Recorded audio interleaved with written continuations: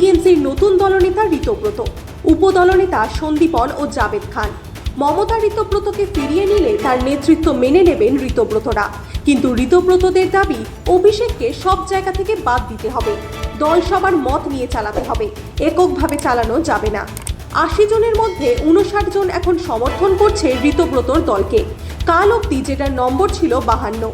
এই মুহূর্তে মমতা নরম হয়েছেন ঋতব্রতদের সাথে কথা বলার জন্য। মিডিয়েটর ঠিক করা হয়েছে যাতে একটা বোঝাপড়ায় আসা যায়। যদিও অভিষেকের ব্যাপারে মমতা অনড়, দলে তিনি গণতন্ত্র আনতে রাজি হয়েছেন।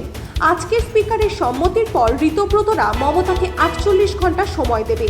যদি তার মধ্যে দাবি না মানা হয় তাহলে দলের লোগো, পার্টির সমস্ত কার্যালয়, পার্টির নাম এই সবেতেই অধিকার জমাবে ঋতব্রতর দল।